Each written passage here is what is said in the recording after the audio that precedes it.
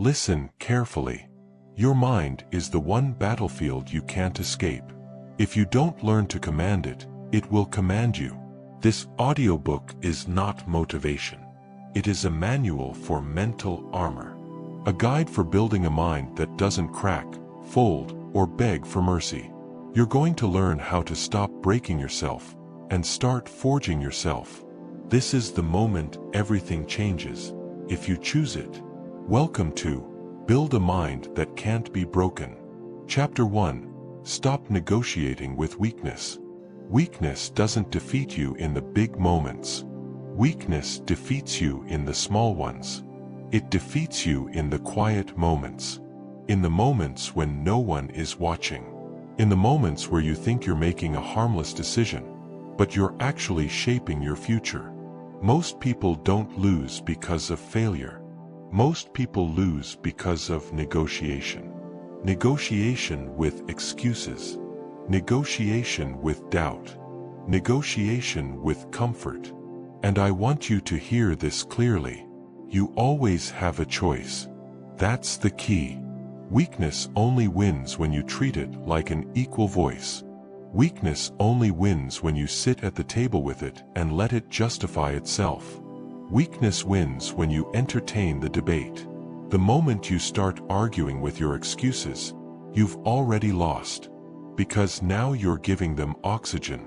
You're giving them power. You're giving them legitimacy. Every minute you spend negotiating with your weakness is a minute you spend betraying yourself. Self-betrayal is not loud. It's quiet. It's subtle. It's the slow erosion of your standards. And it starts small. It starts with a simple thought like, 5 more minutes. Or, I'll do it later. Or, I'm too tired today. I'll be better tomorrow. You've told yourself these lines 1,000 times. But here's the truth. Weakness doesn't show up as weakness. Weakness shows up as logic. Weakness disguises itself as reason.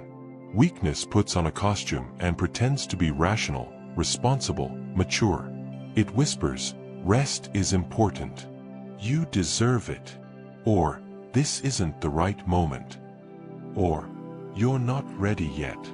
And in that moment, you have a choice. That's the key. Because right there, in that tiny window, in that 3-second gap, your entire life trajectory shifts. You're not deciding whether to delay a task. You're deciding what kind of person you are. You're deciding whether you're someone who moves, or someone who hesitates. Someone who executes, or someone who bargains. You always have a choice. Let's get brutally real. Every time you hit snooze, you're practicing weakness. Every time you avoid a hard conversation, you're practicing weakness. Every time you delay a task because you don't feel like it, you're practicing weakness. This is how weakness becomes identity. Not through dramatic failures, but through repeated micro-negotiations. Through small compromises that stack up until your willpower collapses. You're not losing to life. You're losing to the voice inside you that keeps offering you a way out. So here's the truth you must accept. You will never build a strong mind until you stop sitting at the table with your weakness. You must stop treating it like an equal. You must stop letting it speak. Weakness survives because you keep giving it time. Stop giving it time. Stop giving it space. Stop giving it respect. This is where the transformation begins. Let's look at the real world. Let's talk about your mornings. You know that moment. The alarm hits, your eyes open, and instantly the negotiation begins. Your mind whispers, just 5 more minutes. That's the doorway. That's the moment where people lose. Not because the task is hard, but because they hesitate. Or consider the moment when you tell yourself, I'll start the project later. I need to clear my head first. Sounds reasonable, right? Sounds responsible. But underneath it, weakness is driving. Or the moment you avoid a confrontation because it's not the right time. You dress it up as diplomacy. But the truth? You're avoiding discomfort. You're avoiding tension. You're avoiding growth. Weakness will use any mask it can find.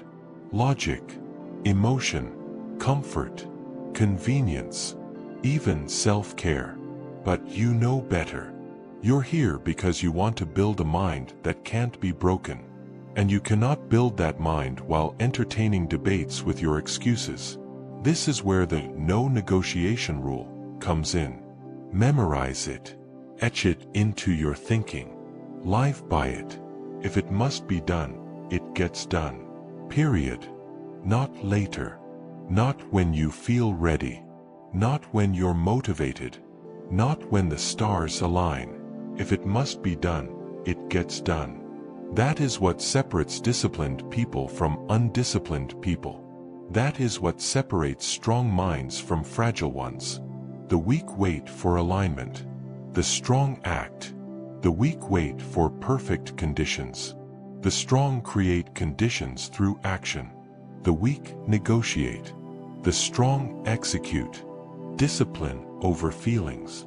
Action over comfort. That's the key. Because the truth is simple. It's not about motivation. It's about discipline. It's not about mood. It's about commitment. It's not about feeling ready. It's about acting regardless.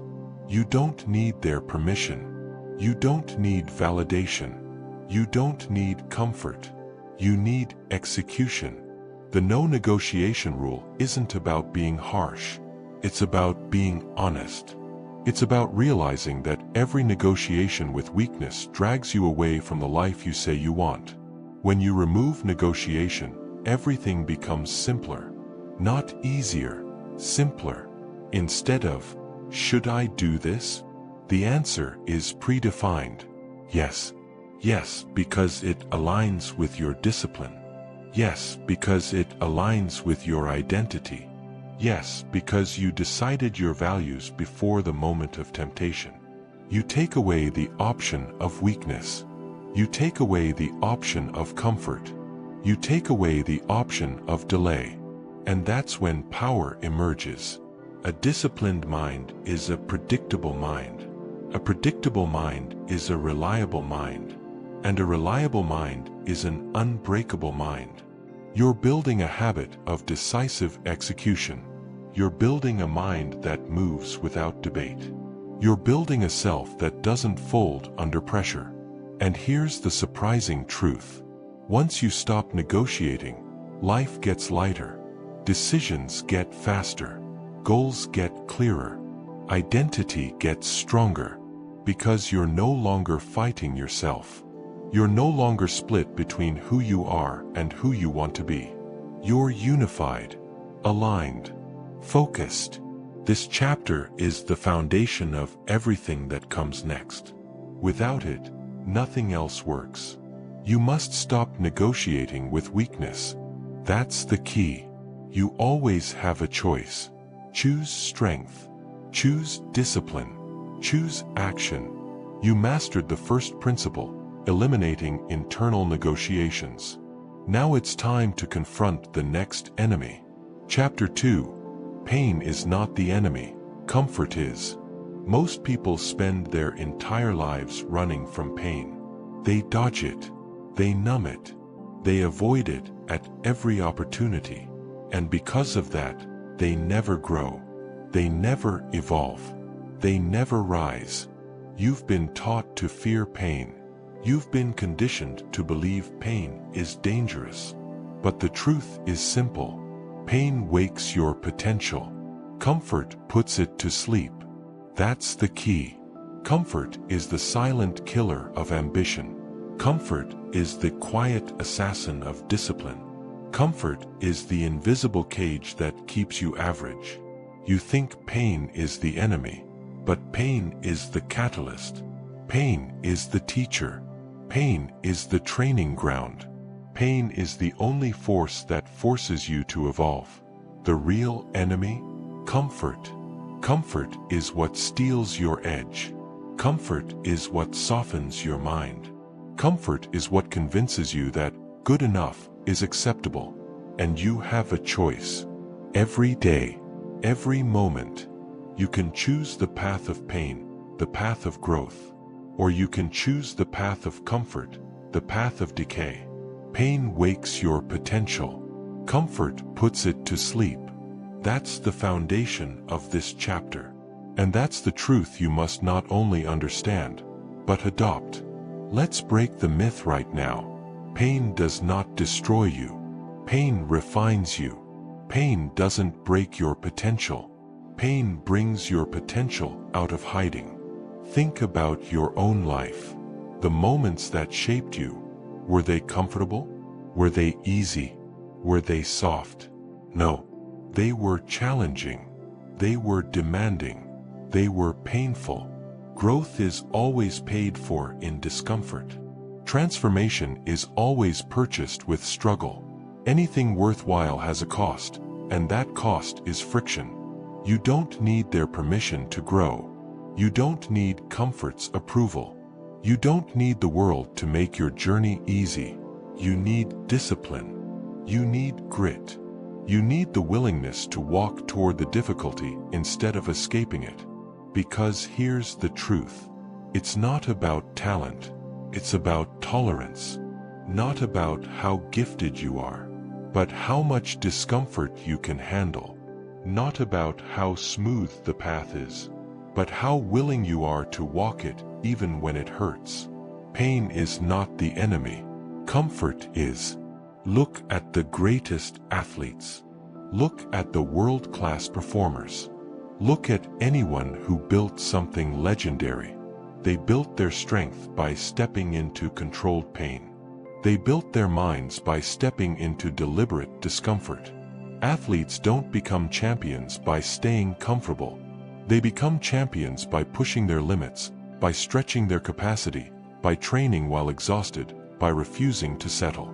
Entrepreneurs don't build empires by avoiding stress. They build empires by facing uncertainty, by making hard decisions, by taking risks that terrified them, by enduring setbacks that would break most people. Soldiers don't become elite by avoiding discomfort. They become elite by embracing it, by training in harsh conditions, by pushing through physical and mental exhaustion. This is the pattern you must follow. You don't need to be an athlete.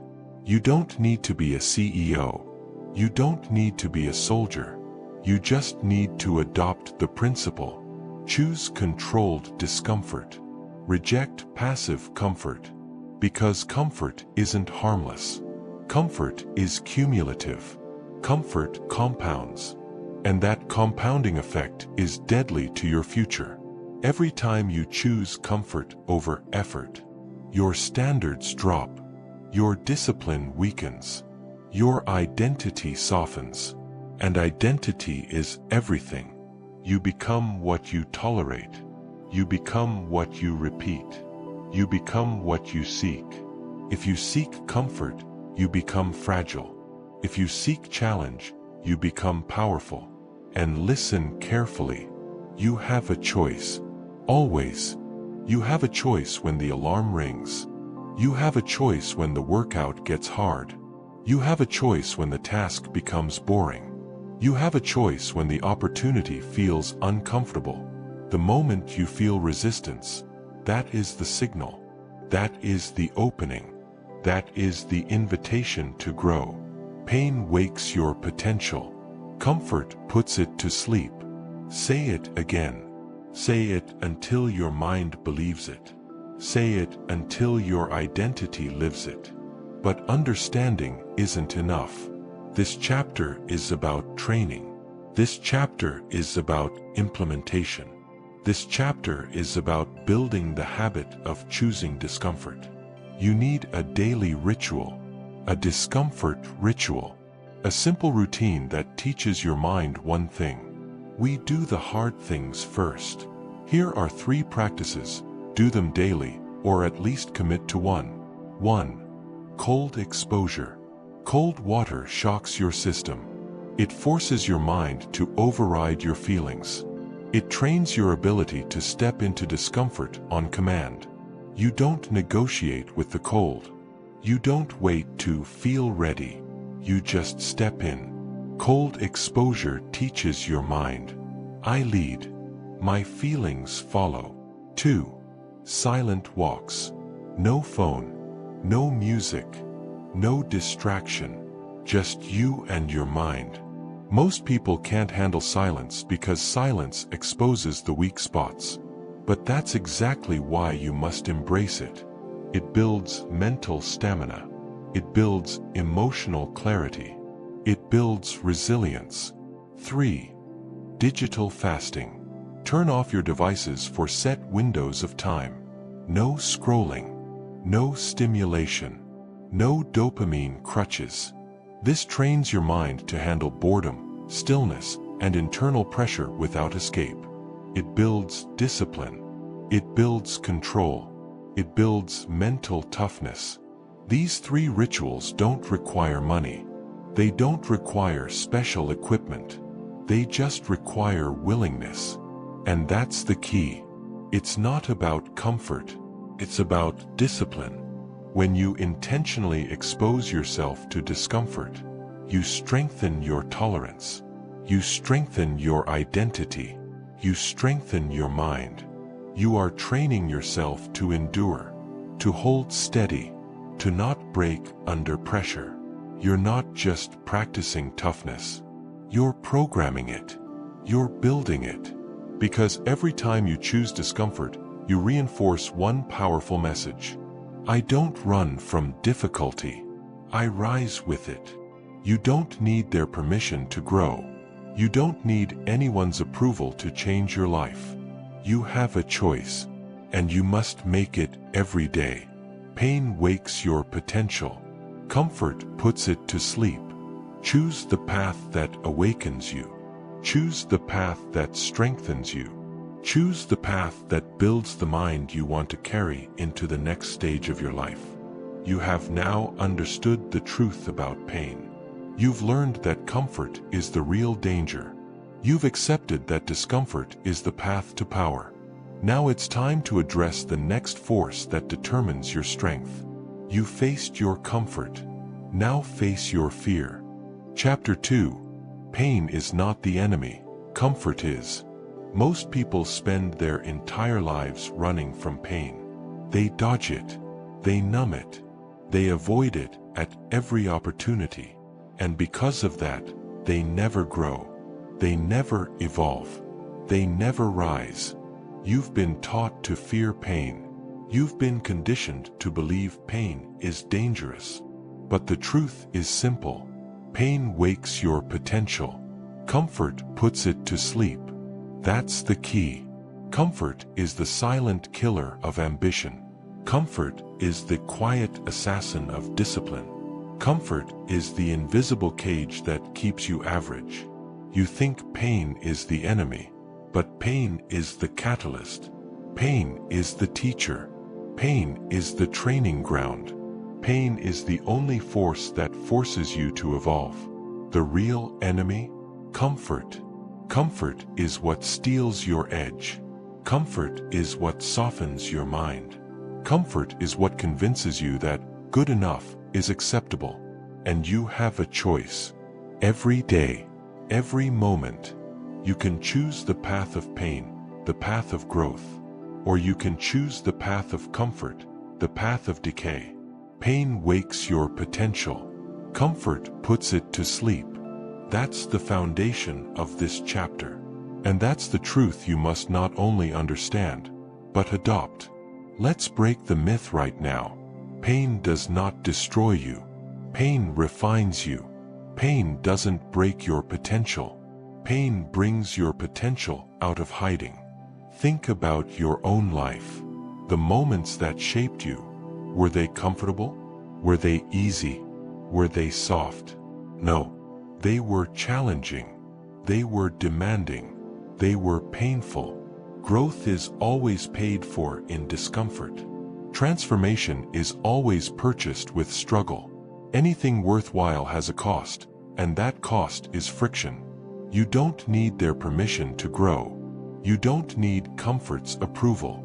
You don't need the world to make your journey easy. You need discipline. You need grit. You need the willingness to walk toward the difficulty instead of escaping it. Because here's the truth. It's not about talent. It's about tolerance. Not about how gifted you are, but how much discomfort you can handle. Not about how smooth the path is, but how willing you are to walk it even when it hurts. Pain is not the enemy. Comfort is. Look at the greatest athletes. Look at the world-class performers. Look at anyone who built something legendary. They built their strength by stepping into controlled pain. They built their minds by stepping into deliberate discomfort. Athletes don't become champions by staying comfortable. They become champions by pushing their limits, by stretching their capacity, by training while exhausted, by refusing to settle. Entrepreneurs don't build empires by avoiding stress. They build empires by facing uncertainty, by making hard decisions, by taking risks that terrified them, by enduring setbacks that would break most people. Soldiers don't become elite by avoiding discomfort. They become elite by embracing it, by training in harsh conditions, by pushing through physical and mental exhaustion. This is the pattern you must follow. You don't need to be an athlete. You don't need to be a CEO. You don't need to be a soldier. You just need to adopt the principle. Choose controlled discomfort. Reject passive comfort. Because comfort isn't harmless. Comfort is cumulative. Comfort compounds. And that compounding effect is deadly to your future. Every time you choose comfort over effort, your standards drop. Your discipline weakens. Your identity softens. And identity is everything. You become what you tolerate. You become what you repeat. You become what you seek. If you seek comfort, you become fragile. If you seek challenge, you become powerful. And listen carefully. You have a choice. Always. You have a choice when the alarm rings. You have a choice when the workout gets hard. You have a choice when the task becomes boring. You have a choice when the opportunity feels uncomfortable. The moment you feel resistance, that is the signal. That is the opening. That is the invitation to grow. Pain wakes your potential. Comfort puts it to sleep. Say it again. Say it until your mind believes it. Say it until your identity lives it. But understanding isn't enough. This chapter is about training. This chapter is about implementation. This chapter is about building the habit of choosing discomfort. You need a daily ritual, a discomfort ritual, a simple routine that teaches your mind one thing. We do the hard things first. Here are 3 practices. Do them daily, or at least commit to one. 1. Cold exposure. Cold water shocks your system. It forces your mind to override your feelings. It trains your ability to step into discomfort on command. You don't negotiate with the cold. You don't wait to feel ready. You just step in. Cold exposure teaches your mind. I lead. My feelings follow. 2. Silent walks. No phone. No music. No distraction. Just you and your mind. Most people can't handle silence because silence exposes the weak spots. But that's exactly why you must embrace it. It builds mental stamina. It builds emotional clarity. It builds resilience. 3. Digital fasting. Turn off your devices for set windows of time. No scrolling. No stimulation. No dopamine crutches. This trains your mind to handle boredom, stillness, and internal pressure without escape. It builds discipline. It builds control. It builds mental toughness. These 3 rituals don't require money. They don't require special equipment. They just require willingness. And that's the key. It's not about comfort, it's about discipline. When you intentionally expose yourself to discomfort, you strengthen your tolerance. You strengthen your identity. You strengthen your mind. You are training yourself to endure, to hold steady, to not break under pressure. You're not just practicing toughness. You're programming it. You're building it. Because every time you choose discomfort, you reinforce one powerful message. I don't run from difficulty. I rise with it. You don't need their permission to grow. You don't need anyone's approval to change your life. You have a choice, and you must make it every day. Pain wakes your potential. Comfort puts it to sleep. Choose the path that awakens you. Choose the path that strengthens you. Choose the path that builds the mind you want to carry into the next stage of your life. You have now understood the truth about pain. You've learned that comfort is the real danger. You've accepted that discomfort is the path to power. Now it's time to address the next force that determines your strength. You faced your comfort. Now face your fear. Chapter 4. Identity is a choice, not a discovery. You've been lied to. You've been told your identity is something you find, something hidden, something buried deep inside you. It's not. Identity is a choice. Identity is a decision. Identity is built, brick by brick, action by action, standard by standard. You are not discovering who you are. You are deciding who you are. And every day you cast a vote for that identity. You have a choice. That's the key. Point 1. Identity isn't innate, it's built. People waste years searching for themselves. They wait for clarity. They wait for purpose. They wait for some magical moment where the universe whispers who they're supposed to be. But listen carefully. You are who you repeatedly choose to be. Not who you dream of being. Not who you talk about being. Not who you were raised to be. The truth is simple. Identity is behavior. Identity is discipline. Identity is repetition. It's not about talent, it's about discipline. It's not about personality, it's about choices. It's not about destiny, it's about decisions. Your identity today is the cumulative result of thousands of daily micro-choices. And if you don't like who you are today, that means one thing. You've been making the wrong choices. You have a choice, and you need to own it.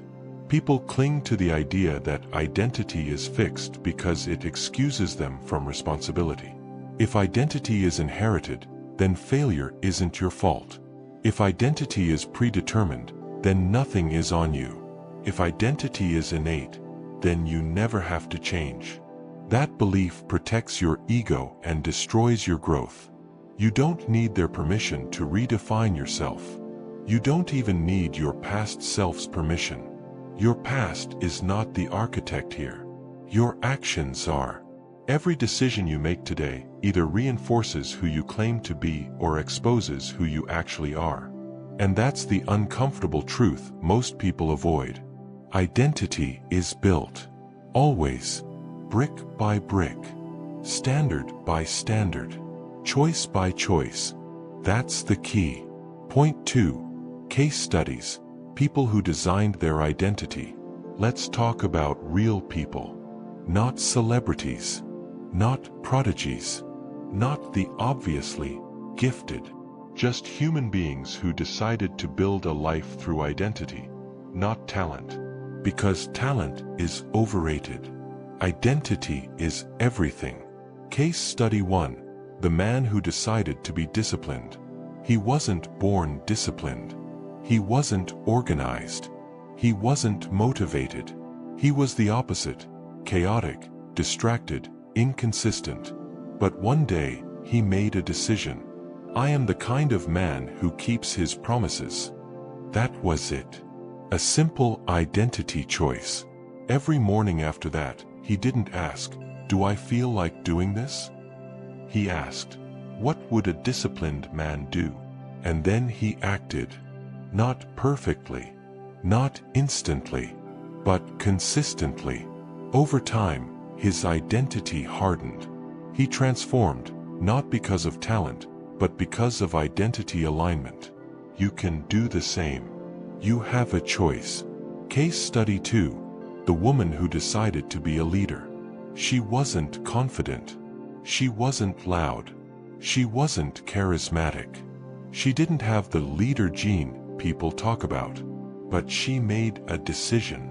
I am a leader. She started making decisions like a leader.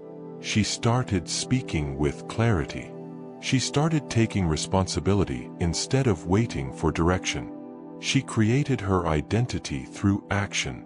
Eventually, people followed her, not because she was naturally gifted, but because she acted like the identity she chose long enough to become it. That's the key. Identity becomes real through repetition. Case study 3. The student who became the smart one. He wasn't born brilliant. He struggled with grades. He felt average. But he made a decision. I am the kind of person who learns fast. So he studied differently. He asked more questions. He stopped pretending he understood things he didn't. He outworked everyone.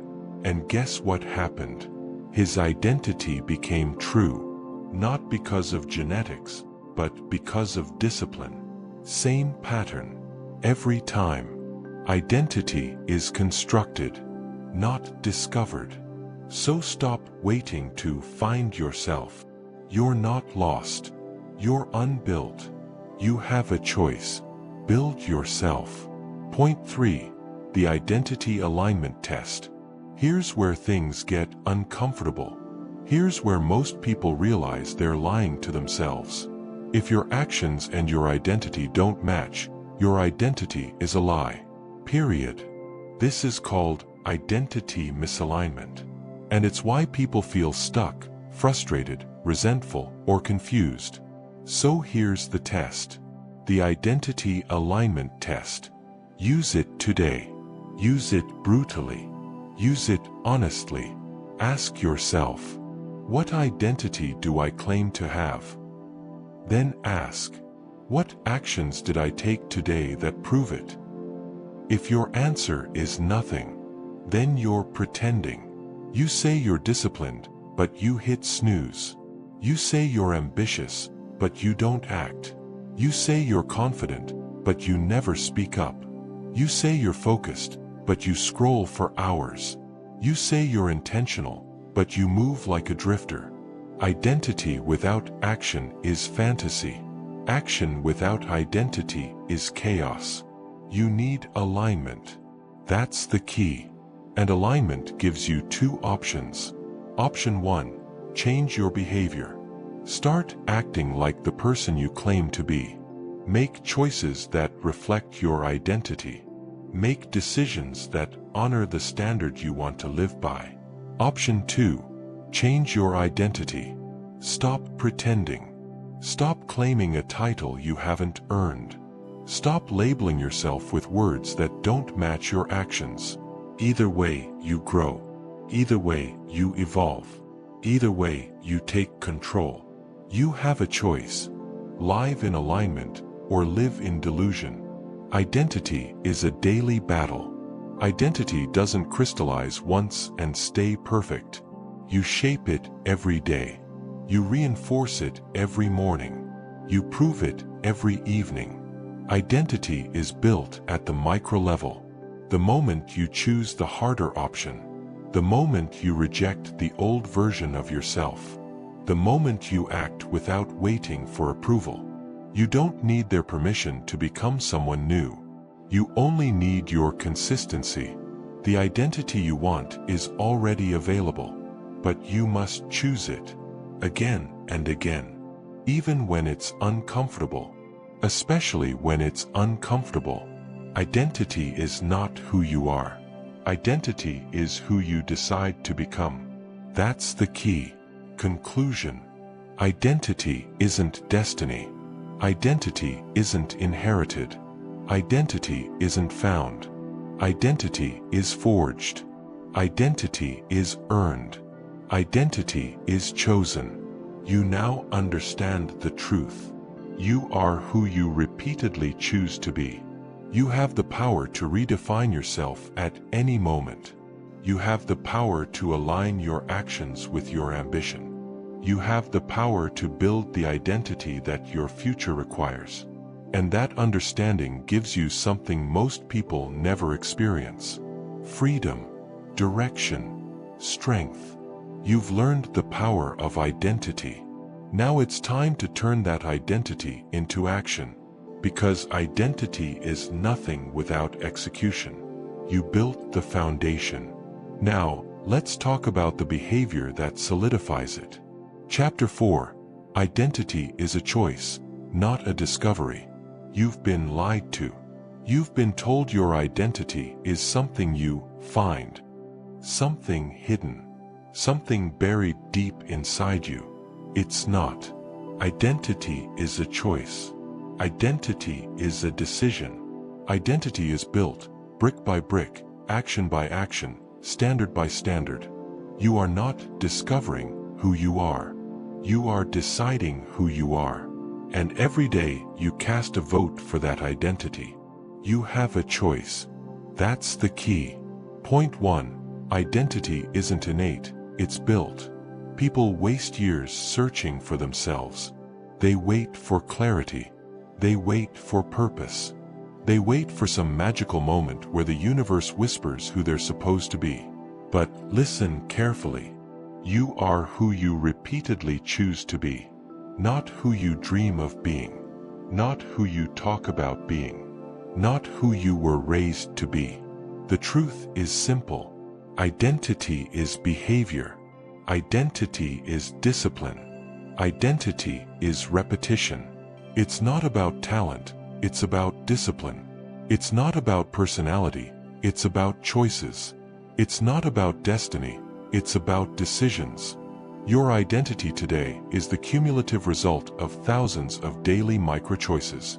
And if you don't like who you are today, that means one thing. You've been making the wrong choices. You have a choice, and you need to own it. People cling to the idea that identity is fixed because it excuses them from responsibility. If identity is inherited, then failure isn't your fault. If identity is predetermined, then nothing is on you. If identity is innate, then you never have to change. That belief protects your ego and destroys your growth. You don't need their permission to redefine yourself. You don't even need your past self's permission. Your past is not the architect here. Your actions are. Every decision you make today either reinforces who you claim to be or exposes who you actually are. And that's the uncomfortable truth most people avoid. Identity is built. Always. Brick by brick.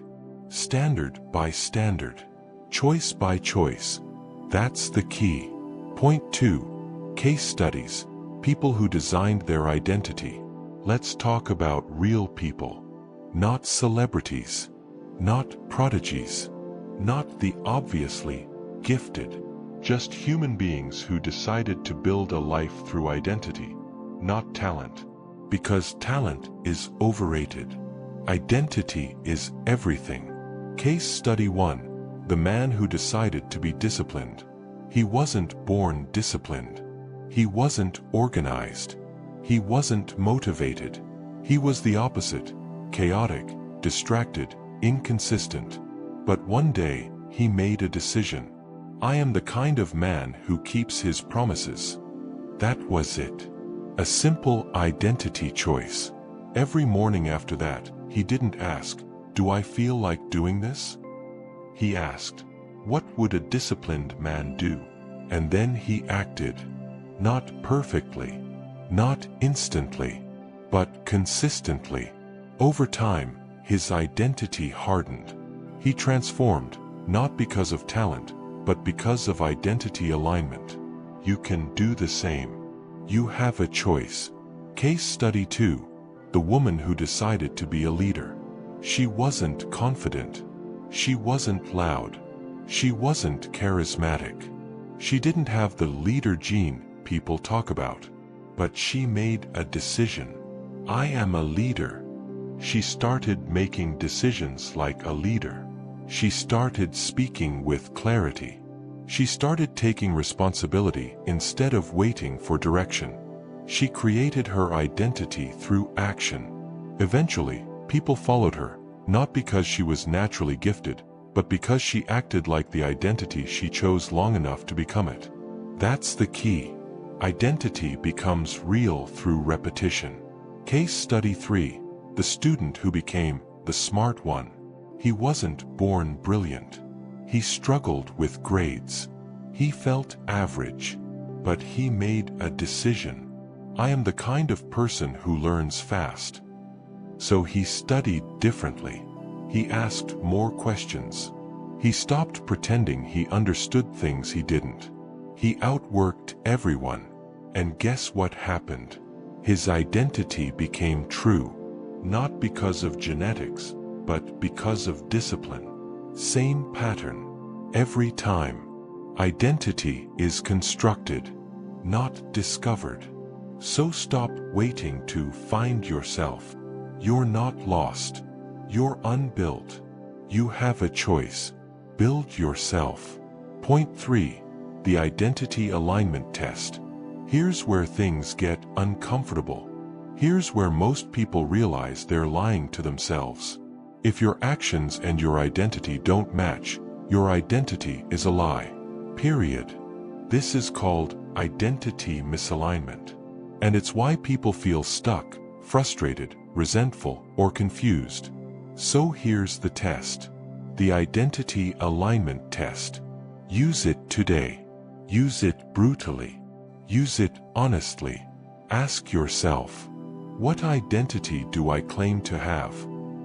Then ask, what actions did I take today that prove it? If your answer is nothing, then you're pretending. You say you're disciplined, but you hit snooze. You say you're ambitious, but you don't act. You say you're confident, but you never speak up. You say you're focused, but you scroll for hours. You say you're intentional, but you move like a drifter. Identity without action is fantasy.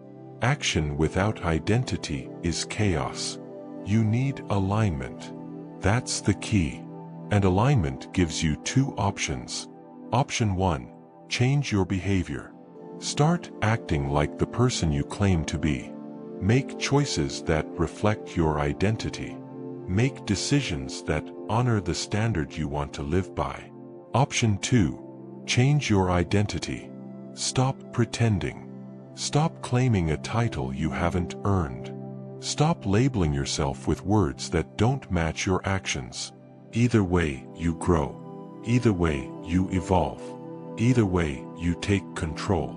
You have a choice. Live in alignment or live in delusion. Identity is a daily battle. Identity doesn't crystallize once and stay perfect. You shape it every day. You reinforce it every morning. You prove it every evening.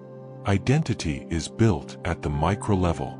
The moment you choose the harder option, the moment you reject the old version of yourself, the moment you act without waiting for approval, you don't need their permission to become someone new. You only need your consistency. The identity you want is already available, but you must choose it again and again, even when it's uncomfortable. Especially when it's uncomfortable. Identity is not who you are. Identity is who you decide to become. That's the key. Conclusion. Identity isn't destiny. Identity isn't inherited. Identity isn't found. Identity is forged. Identity is earned.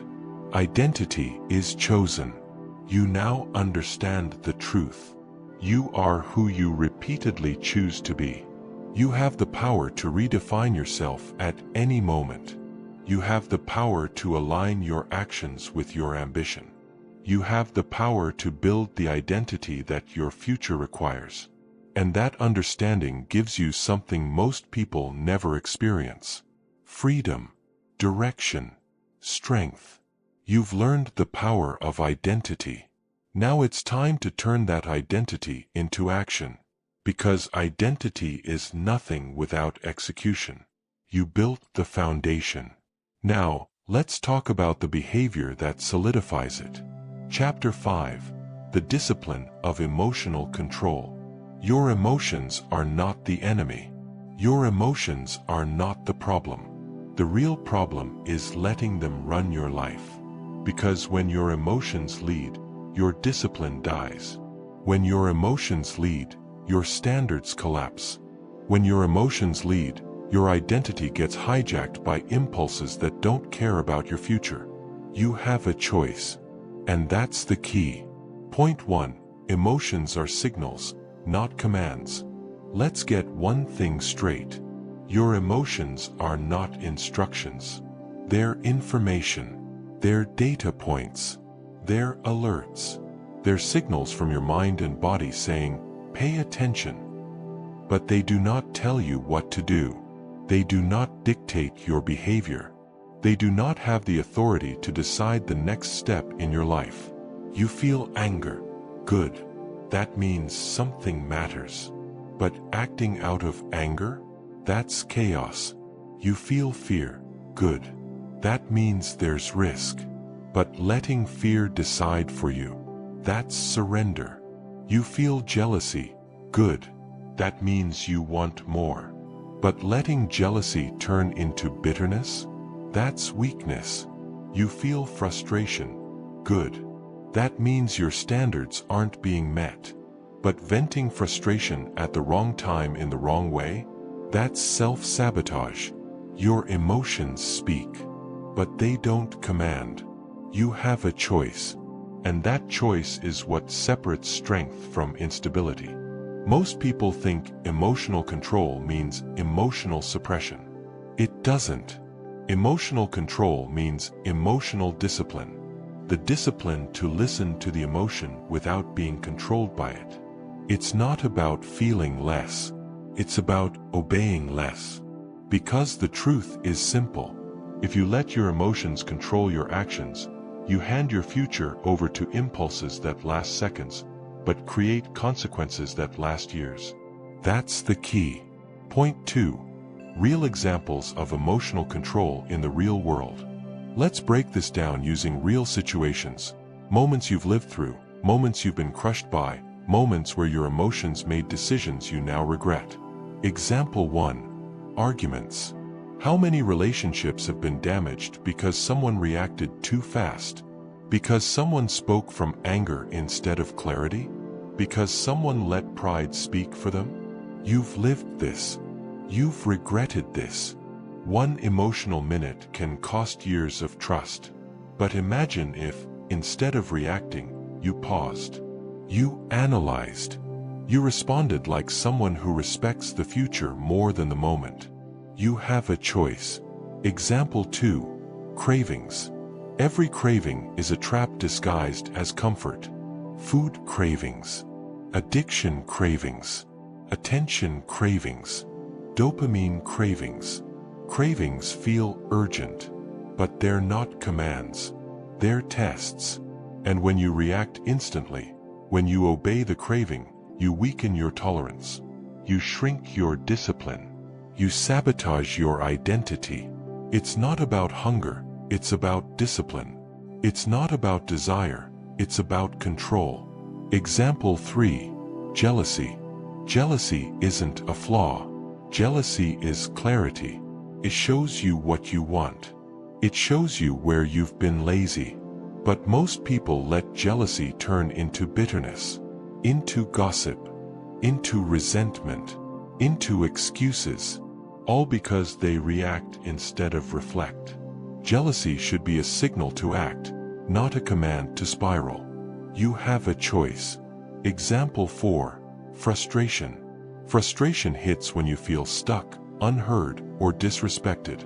And in that moment, your impulses want to explode, to lash out, to prove something. But reacting with frustration doesn't solve anything. It damages your reputation. It blinds your logic. It blocks solutions. Frustration is a signal telling you something's broken. But if you let frustration control you, you'll break things that weren't the problem. Emotional control means you respond with intention, not instinct. That's the key. Point 3. The rule of the pause. Here is the tool that will change your life. The rule of the pause. A 3-second delay. 3 seconds between emotion and action. 3 seconds between impulse and decision. 3 seconds between the feeling and the response. 3 seconds can save your goals. 3 seconds can save your relationships. 3 seconds can save your reputation. Because those 3 seconds allow your identity, not your impulse, to speak. Here's how it works. Step 1. When an emotion hits, don't act. Just pause. 3 seconds. Step 2. Ask yourself one question. What would the disciplined version of me do? Not the angry version. Not the insecure version. Not the emotional version. The disciplined version. Because that's the identity you're building. That's the identity you chose. Step 3. Act in alignment with that version. Not the impulse. Not the insecurity. Not the emotion. The identity. This rule, this tiny pause, saves you from yourself. It gives you just enough space to override the old you and build the new you. You have a choice every time. And the pause gives you the power to make the right one. Control the emotion, control the outcome. Get used to repeating that. Get used to enforcing it. Get used to living by it. Because the person who controls their emotions controls their future. The person who controls their emotions controls their relationships. The person who controls their emotions controls their identity. Think about the strongest people you know. They're not cold. They're not emotionless. They're disciplined. They feel everything, but they obey nothing except their standards. Your emotions should inform you, not rule you. Your emotions should teach you, not steer you. Your emotions should guide you, not define you. You don't need their permission to stay calm. You don't need your past self's permission to stay disciplined. You don't need your impulses' permission to pause. Emotional control is the difference between a life that's reactive and a life that's intentional. That's the key. Conclusion. Emotional discipline is the foundation of strong decision-making. It's the anchor that keeps you grounded when everything around you is chaotic. It's the filter that protects your goals from your impulses. When you control your emotions, you control your behavior. When you control your behavior, you control your identity. When you control your identity, you control your entire life. Emotions are signals. Emotions are feedback. But emotions are never commands. You have a choice, and that choice determines your destiny. You've learned how to master your reactions. Now it's time to master something even more powerful. Your environment. Because the world around you shapes the standards within you. You've taken control of your inner world. Now, let's take control of the outer one. Chapter 6. Your environment is programming you. Your environment is not neutral. Your environment is not passive. Your environment is not background noise. It is programming you. Every second. Every day. Whether you're aware of it or not. And here's the truth most people refuse to face. Your environment shapes your mindset long before your mindset shapes your environment. You have a choice. That's the key. Point 1. Your environment is programming you. Constantly. Everything around you is shaping you. Every conversation. Every silence. Every habit. Every room. Every person. You think you're in control, but your environment is influencing your thoughts, your identity, and your decisions in ways you don't even notice. Sit in a chaotic room long enough, and your mind becomes chaotic. Sit around negative people long enough, and your confidence erodes.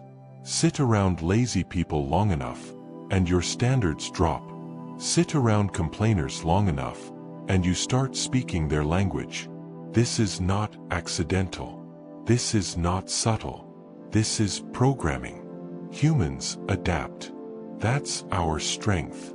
But adaptation has a dark side. You adapt to the wrong conditions just as easily as the right ones. You adapt to low standards. You adapt to excuses. You adapt to distractions. You adapt to comfort. And once you adapt, you stop questioning it. You start thinking it's normal. You start thinking it's just how things are. But the truth is simpler. Your environment trained you to accept less. And if you want to change your mind, you must first change the world around you. Because you can't build a strong mind inside a weak environment. You can't build discipline inside a space that rewards laziness. You can't build resilience inside a space that offers constant escape. You have a choice. And that choice determines the mental blueprint you will carry for the rest of your life. That's the key. Point 2. Toxic environments create fragile minds. Disciplined environments create armor. Let's break this down. There are two types of environments. Environments that drain you, and environments that strengthen you. Weak environments create weak minds. Strong environments create strong minds. It's not about intelligence. It's not about talent. It's not even about motivation. It's about exposure. A toxic environment builds fragility. A disciplined environment builds mental armor. Let me show you how. A toxic environment tells you, take it easy. Do it later. No need to push yourself. No one else is doing it. Why try? A toxic environment rewards comfort. It normalizes excuses. It amplifies insecurity. It quiets ambition. And here's the dangerous part. You don't even realize it's happening. Because toxicity doesn't always show up loud. Sometimes it shows up in silent acceptance. You start shrinking your goals because the people around you think they're too big. You start lowering your standards because the room you're in treats mediocrity as success. You start dimming your ambition because it makes others uncomfortable. Your environment teaches you how to think. It teaches you what to aim for. It teaches you what to tolerate. And the more you tolerate, the more you become. But a disciplined environment, that's different. That's rare. That's powerful. A disciplined environment holds you accountable. It pushes you. It challenges you. It demands growth from you. Look at elite athletes. Their environment is not motivating. It's demanding. It's structured. It's relentless. Look at elite entrepreneurs. Their environment is not comfortable. It's strategic. It's disciplined. It's optimized. They build spaces that reinforce strength, not weakness. Their environment is designed to produce one outcome: growth. Not excuses. Not distractions. Not emotional chaos. Growth. That's the key. And here's the uncomfortable truth. If your life is full of chaos, look around you, not inward. Look at the people. Look at the habits. Look at the noise. Your mind is not broken. Your environment is. You have a choice, and your environment reflects that choice every day. Point 3. The environment audit. One person, one habit, one distraction. Now let's turn this into action. Because awareness without action is useless. You don't need motivation. You need an audit. A simple, brutal, transformative environment audit. 3 parts. 3 decisions. 3 changes that rewrite your mental software. Decision 1. Remove one person. You know exactly who it is. The person who drains you. The person who belittles your goals. The person who makes you doubt yourself. The person who pulls you backward every time you try to move forward. You don't need their permission to grow. You don't need their approval to evolve. You don't need their validation to improve your life. This is not about cruelty. This is about survival. Because your environment shapes you more than your intentions ever will. Remove the person who weakens your mind. That's the key. Decision 2. Remove one habit. Pick one habit that lowers your standards. One habit that destroys your focus. One habit that feeds your weakness. It could be mindless scrolling. It could be late-night chaos. It could be junk food. It could be gossip. It could be staying around people who don't challenge you. Whatever it is, you know it. And removing it will raise your mental baseline instantly. Because it's not about the habit. It's about discipline. And every disciplined choice strengthens your identity. Decision 3. Remove one distraction. Your mind is being hijacked by noise, notifications, drama, entertainment, opinions, chaos. Choose one distraction and eliminate it. Not reduce it. Eliminate it.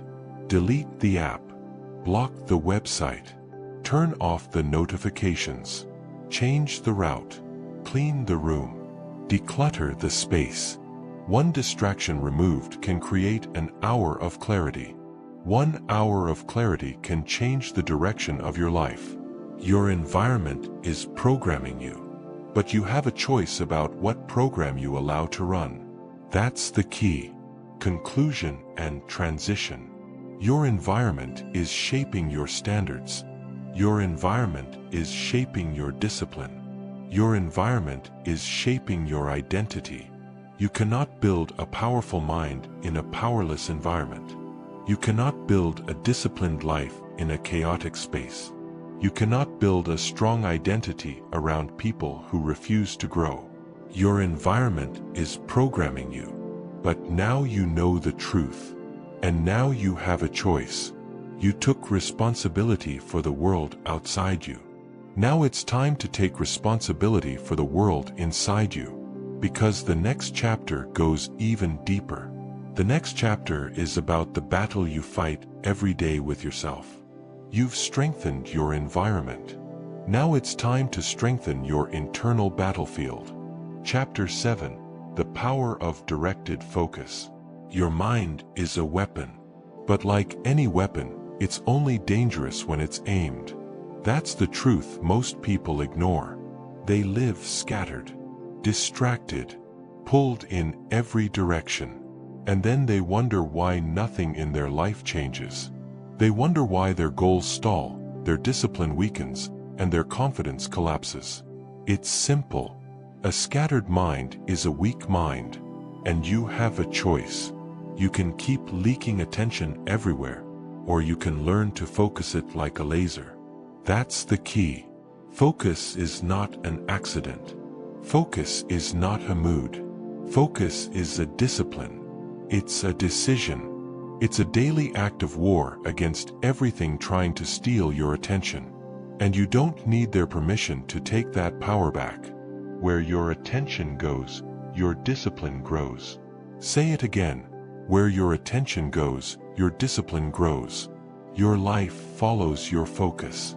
Your results follow your focus. Your identity follows your focus. And if your focus is scattered, your life will be scattered. That's the core truth of this chapter. Let's break it down. Your brain isn't built for multitasking. You've been lied to. You've been told that doing more means achieving more. But that belief is poison. Multitasking is just rapid switching. It fractures your attention. It weakens your performance. It drains your mental stamina. And it destroys your momentum. When you multitask, You're not being efficient. You're being sloppy. You're dividing your power.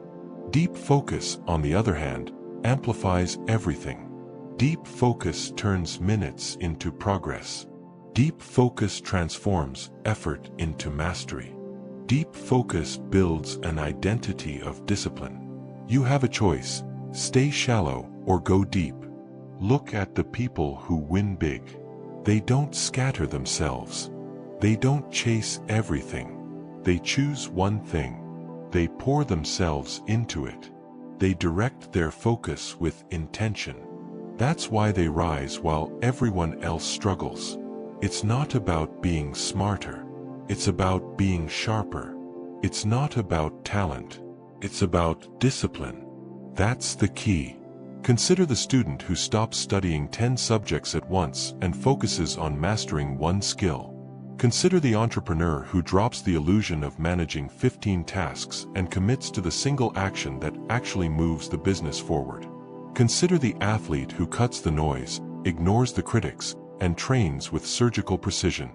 These people don't succeed because they're special. They succeed because they focus.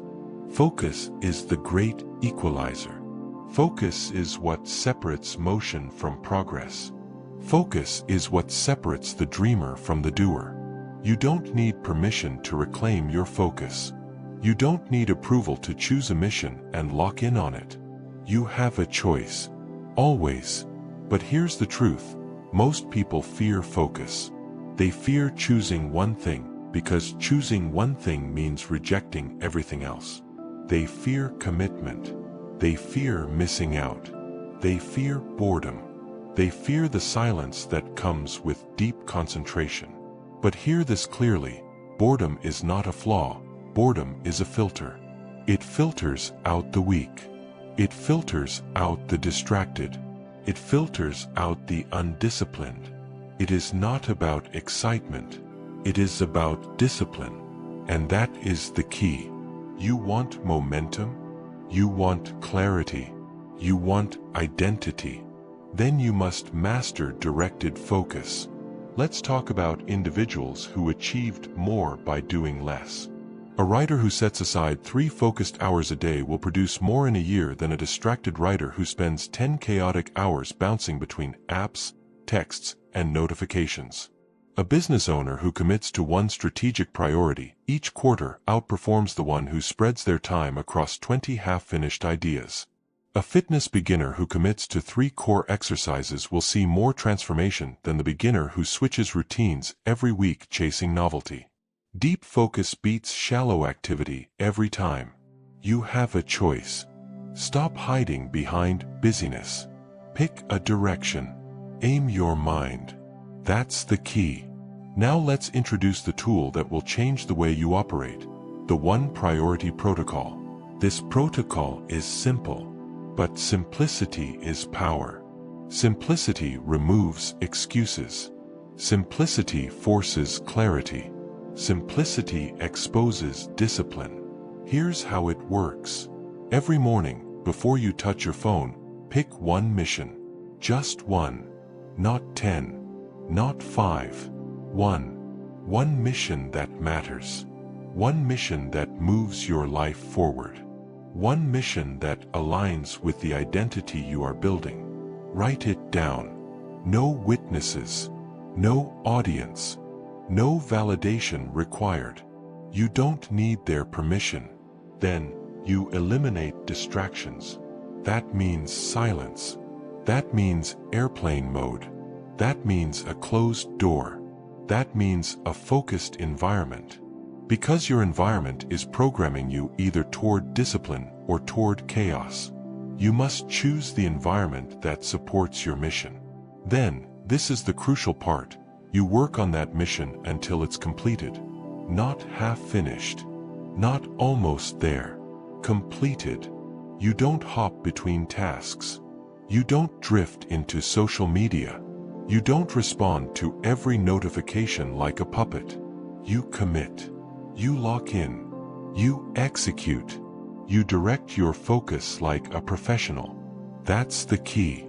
And when you finish that one mission, something shifts inside you. You feel momentum. You feel capability. You feel identity taking shape. You recognize the truth. Discipline compounds. Focus compounds. Results compound. And the person who completes one meaningful mission each day will outperform the person doing 10 meaningless tasks every single time. This is how you build unstoppable momentum. This is how you train your mind to obey you. This is how you create a life of precision, not chaos. You have a choice. Direct your focus, or let the world direct it for you. But let's be clear, the one priority protocol won't feel natural at first. Your brain is addicted to distraction. Your mind is conditioned to jump. Your habits are wired for chaos. And that's exactly why you must discipline your focus. It's not about comfort. It's about control. It's not about mood. It's about mastery. You don't need their permission to take control of your attention. You never did. Focus is freedom. Focus is self-respect. Focus is identity in action. When you choose your focus, you choose your future. This chapter is about power. The power to direct your own mind. The power to ignore noise. The power to choose one mission and execute with discipline. That power is already inside you. You have a choice. Use it. Now you understand the force of directed focus. You understand that your attention shapes your destiny. You understand that doing less, with discipline, leads to more.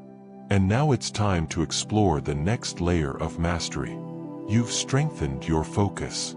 Next, you'll learn to strengthen your habits. Because without disciplined habits, even the sharpest focus fades. Chapter 8. The Discipline of Silence. Most people fear silence. They run from it. They fill every empty moment with noise, chatter, distraction, and motion. But here's the truth. Talking too much drains your power. Noise weakens your mind. Silence builds clarity. Silence builds control. Silence builds strength. You have a choice. You can keep feeding your life with noise, or you can learn the discipline of silence. That's the key. Silence is not passive. Silence is not weakness. Silence is not emptiness. Silence is a weapon. Silence is focus. Silence is self-command. When you learn to sit in silence, you learn to sit in your own power. You learn to face your thoughts without running from them. You learn to observe yourself instead of reacting impulsively. You learn to control your internal world so your external world stops controlling you. You don't need their permission to reclaim your inner quiet. Talking too much dilutes your strength. Every unnecessary word is a leak. Every rant, every explanation, every oversharing moment, those are all moments where you give away leverage. You give away mystery. You give away energy. You give away clarity. People who talk endlessly are not powerful. They are predictable. And predictability is weakness. When you talk less, you think more. When you talk less, you observe more. When you talk less, you control more. You have a choice. Train your tongue, or your tongue will train you. Let's break down why silence is strength. Silence removes noise. When the world gets quiet, the truth rises to the surface. You can hear your own thoughts. You can hear your own instincts. You can hear your own needs without distortion. Most people can't do this. They drown themselves in stimulation because silence exposes them. Silence forces them to confront the gap between who they are and who they pretend to be. But that gap is where your power grows. Silence reveals truth. When you're silent in conversations, you learn more. You notice tone. You notice inconsistency. You notice motives. People reveal themselves when you're not competing for airtime. Your silence becomes a spotlight. It forces others to show their intentions. That's the key. Silence strengthens decision-making. Noise creates confusion. Silence creates clarity. When you stop reacting instantly, when you stop speaking out of impulse, you create space. And in that space, your decisions sharpen. Your judgment strengthens. Your emotional control deepens. You don't rush. You don't chase. You don't cling. You choose. You have a choice. The powerful understand this. Silence is not the absence of action. Silence precedes action. Silence prepares the mind. Silence organizes your thoughts. Silence aligns your identity. It's not about hiding. It's about discipline. Let's talk about real examples. The leader who speaks only when necessary commands more respect than the leader who fills every room with noise. People listen because their words carry weight. Their silence builds anticipation. Their silence builds authority. The athlete who sits alone before a competition, completely still, becomes untouchable. They're not wasting energy on hype. They're sharpening their mind. They're anchoring themselves in focus. Their silence is a ritual of dominance. The individual navigating conflict who stays silent instead of lashing out gains power instantly. While everyone else reacts emotionally, they remain calm. They observe. They choose their moment. They decide the outcome, not the emotion, not the impulse. Discipline decides. That's the key. It's not about talking less because you lack confidence. It's about talking less because you have control. It's not about avoiding expression. It's about creating meaning behind your expression. Silence is discipline. Silence is strength. Now let's introduce the tool that will change your mental environment, the silence drill. This drill is simple. But simple doesn't mean easy. Simple means effective. Simple removes excuses. Simple exposes discipline. Here's how the silence drill works. Every day, for 15 minutes, sit in complete stillness. No music, no scrolling, no talking, no background noise, no stimulation, just silence. Sit with your breath. Sit with your thoughts. Sit with the discomfort. Sit with the clarity that starts to rise. At first, your mind will resist. It will try to escape. It will throw distractions at you. It will invent reasons to quit. But that's exactly why the silence drill is powerful, because it forces you to confront the chaos inside you. And once you confront it, you can control it. For those 15 minutes, you're training your mind to obey.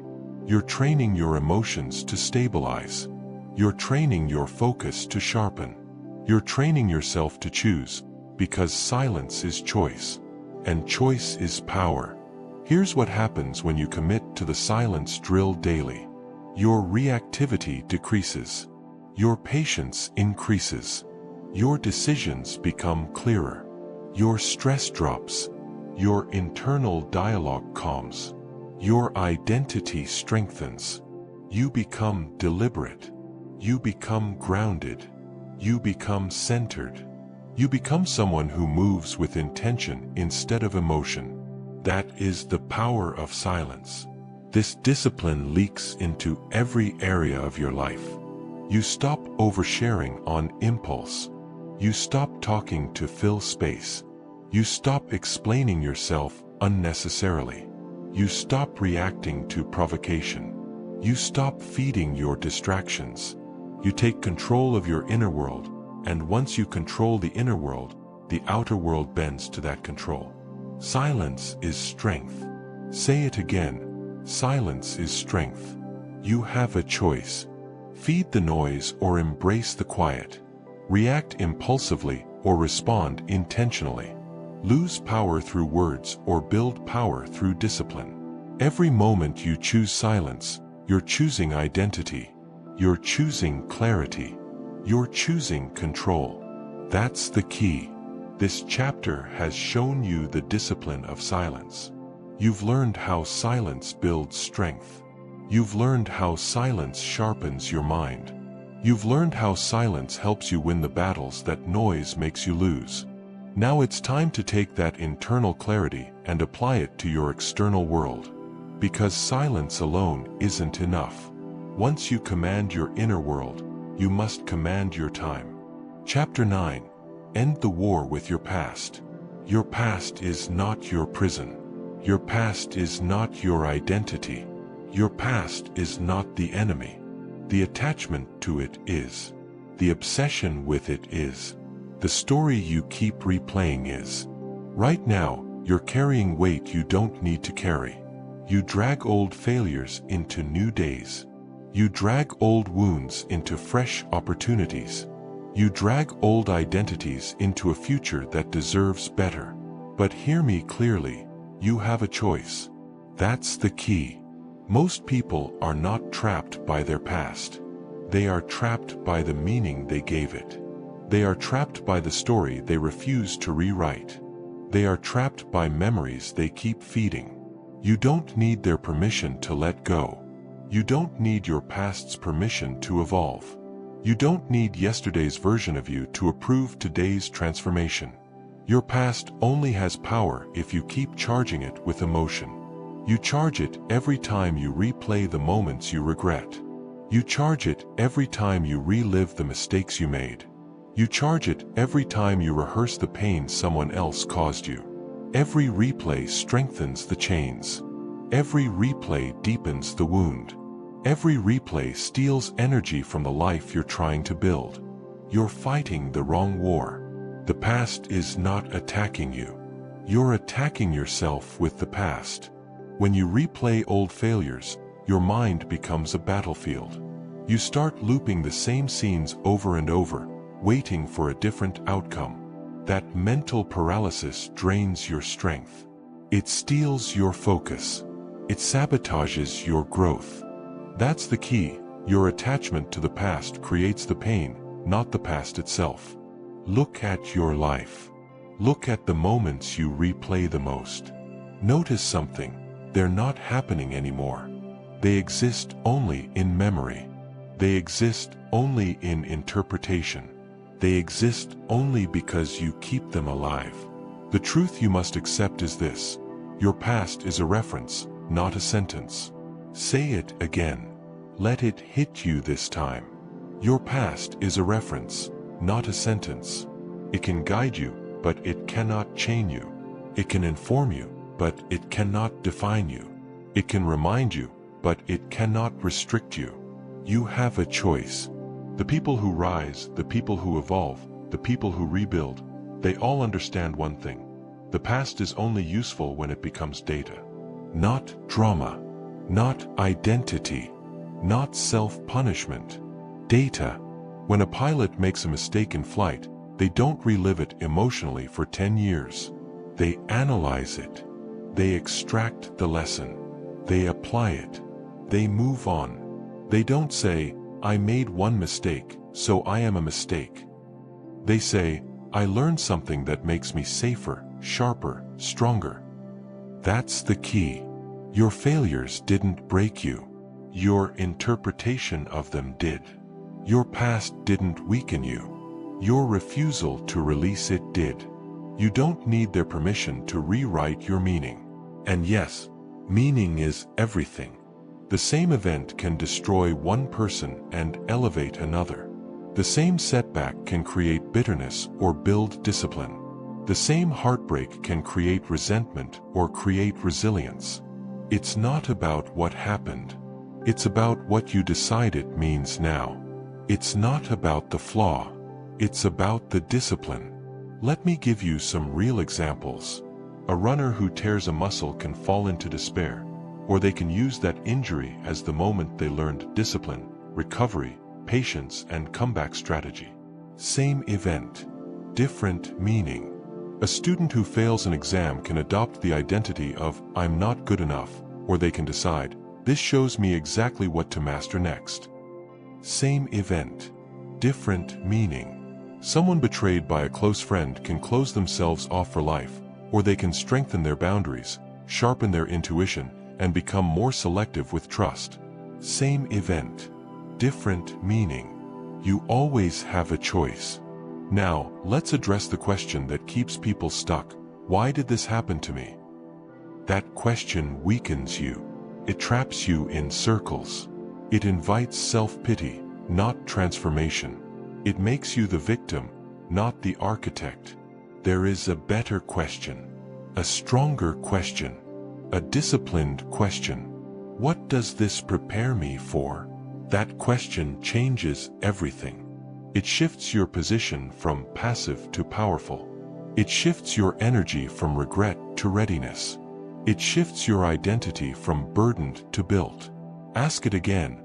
What does this prepare me for? Maybe the failure prepared you for discipline. Maybe the heartbreak prepared you for discernment. Maybe the loss prepared you for gratitude. Maybe the rejection prepared you for self-sufficiency. Maybe the pain prepared you for greatness. Nothing you've lived through is wasted if you choose to extract the meaning. You have a choice. That's the key.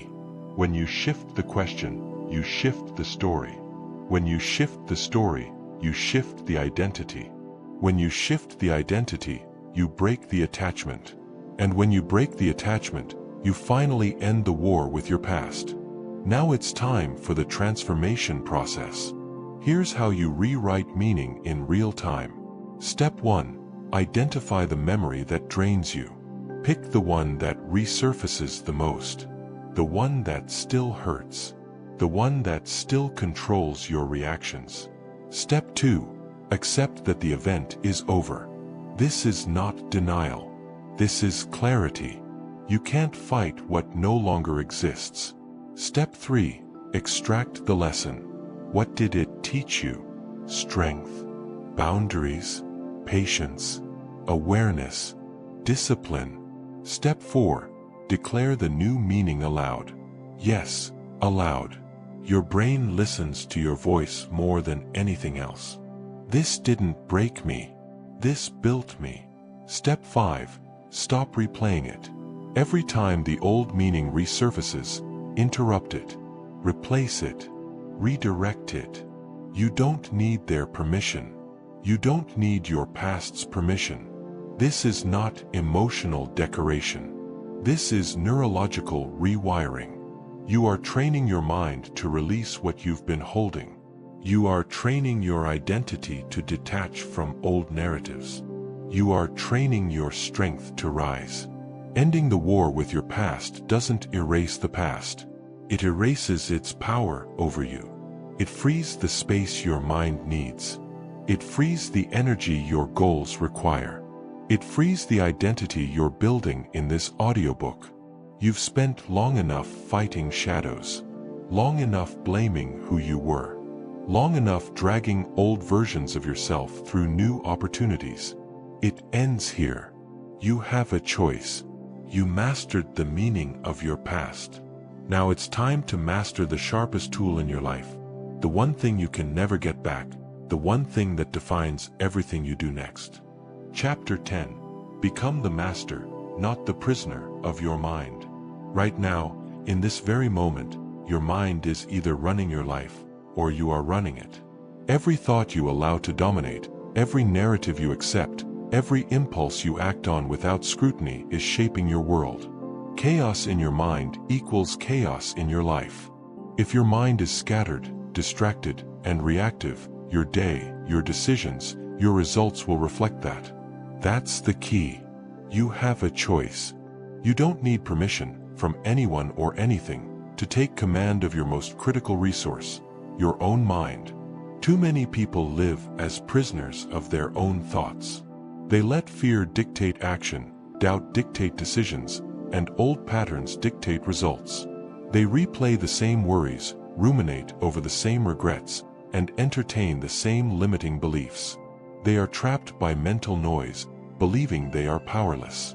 But the truth is the opposite. Control your mind, and you control your life.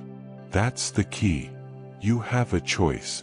You can either let your thoughts control you, or you can take command and design your inner world to serve you, not sabotage you. Let's start with reality. Your mind is the battlefield. Everything begins there. Every victory starts there. Every failure starts there.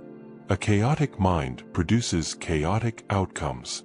When you allow random thoughts to dominate, you end up reacting, not acting. You end up compromising your principles, not reinforcing them. You end up living other people's agendas, not your own. That's why mastery begins internally. It begins with deliberate mental command. You don't need anyone else to validate you. You don't need permission from circumstances to act. You have everything you need right inside your head. Here's the first principle. Thought control equals life control. Think about it. When you wake up with clarity and intention, you move through your day differently. Decisions are sharper. Actions are more aligned. Stress has less grip. Conflict doesn't derail you. But when your mind drifts, when it indulges in fears, doubts, and what-ifs, your life drifts. Chaos follows focus. Weakness follows indecision. Complaints follow distraction. That's the difference between masters and prisoners. That's the difference between people who accomplish and people who react. It's not about luck. It's about discipline. You have a choice. You always have a choice. Now, let's talk about how to take that control. How to become the architect of your inner world instead of a tenant of chaos. You need a daily practice, a ritual, a command center for your mind. I call it the daily mental command ritual. It's simple but non-negotiable. 3 steps: set intention, choose your dominant thought, review your execution nightly. Stick with me. Step 1. Set intention. Every morning, before you touch your phone, before you check messages, before the world yanks at you, decide the dominant thought that will drive your day. Will it be discipline, focus, patience, courage? You choose. Write it down. Say it aloud. Declare it. Make it non-negotiable. This thought becomes your lens. Everything else passes through it. You have a choice. That's the key. Step 2. Choose your dominant thought. This is the thought that overrides distractions, doubts, and destructive impulses. It's the thought you return to when your mind wanders. It's not just a wish. It's an active decision. It's not about feeling motivated. It's about being deliberate. I am in control. I decide my focus. I decide my response. Repeat it. Reinforce it. Make it your anchor. Every time chaos creeps in, return to it. You don't need anyone else's permission. You don't need validation. It's not about weakness. It's about discipline. That's the key. Step 3. Review nightly. Before sleep, ask, did I honor the dominant thought today? Did I respond, or did I react? Did I follow my intention, or did I surrender to noise? Reflection is the secret of mastery. Without it, intention is useless. With it, you close the loop. You reinforce control. You strengthen your mental muscles. Every day, you build momentum. Every day, you prove to yourself that you are not a prisoner of impulses. Every day, you make mastery habitual. You have a choice. That's the key. Now, let's dig deeper. Mastery of the mind is not about eliminating emotions, desires, or challenges. It's about directing them. Emotions are signals, not commands. Impulses are information, not imperatives. Challenges are tests, not punishments. You do not need to suppress what arises.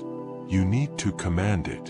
You need to choose what you act on and what you let pass. You don't need their permission. You have the power already. That's the key. Here's an example. Imagine a moment of confrontation at work. A co-worker insults your idea. Most people react. They lash out, defend themselves, or stew silently. Prisoners of the mind. Masters. They pause, recalibrate, and respond deliberately. They decide what this moment means and act accordingly. Control over the mind leads to control over the outcome. You have a choice. You always have a choice. Another example, a day filled with distractions and low energy. Most people drift. They chase social media, gossip, or shallow tasks. Chaos ensues. Masters focus. They identify the one task that moves the needle, anchor their mind to it, and execute with ruthless discipline. Distractions do not dictate their actions. You don't need permission from the world to stay disciplined. You choose. That's the key. By now, you should see the pattern. Every external victory is preceded by an internal command. Every achievement begins with a controlled thought. Every resilient life is built on repeated mental victories. Mastery is not luck. It's repetition. It's discipline. It's intention. You have a choice. You don't need anyone else to validate it. It's not about talent. It's about discipline. So how do you sustain this? By creating mental guardrails. Limit exposure to negative inputs. Set boundaries for the conversations you engage in. Guard your attention like it's oxygen, because it is. Decide what gets to occupy your mental real estate. Every unchecked thought, every lingering regret, every intrusive worry is an invitation to chaos. You have a choice. That's the key. And finally, the mantra you repeat daily, hourly, in every decision.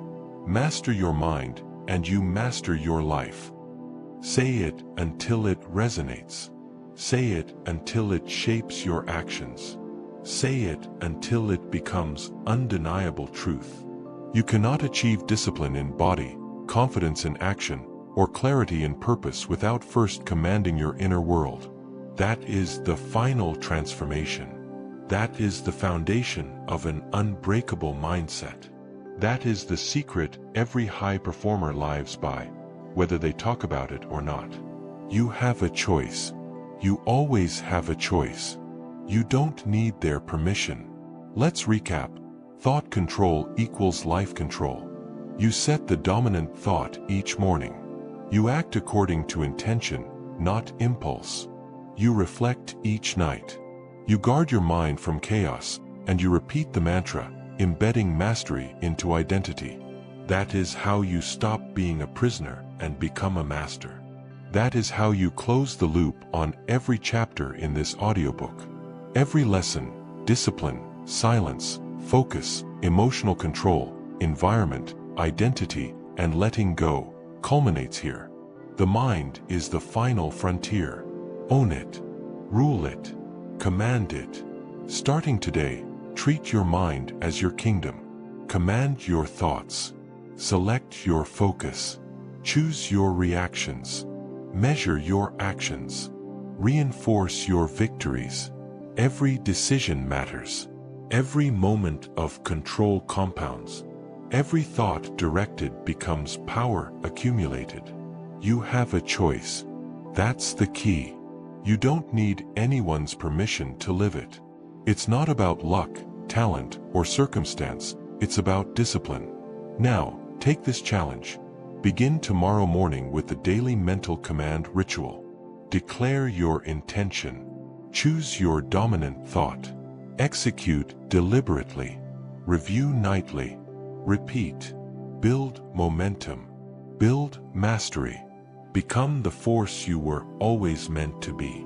Master your mind, and you will master your life. No excuses. No hesitation. No compromise. The moment you take command of your thoughts is the moment you take command of everything. End of Chapter 10. This chapter closes the audiobook's arc, linking every previous lesson to the ultimate truth. Mental mastery is the foundation of unbreakable resilience, unstoppable focus, and disciplined action. Your mind is the battlefield, and today, You've learned how to claim victory. Conclusion. You've just finished a manual for mental strength. Not motivation, not hype, but discipline. You learned how to stop negotiating with weakness, how to make pain your ally, how to detach from validation, and how to choose an identity that matches the life you actually want. You learned the power of emotional control, focus, silence, and environmental discipline. And you learned the truth most people never face. Your mind is the root of your suffering, and it's also the root of your strength. You get to choose which one grows. Remember this: a weak mind collapses under pressure. A strong mind is sharpened by it. And an unbreakable mind rises above it all. Now it's your move. Not tomorrow. Not later. Right now. Build the mind you promised yourself. Build the mind that can't be broken.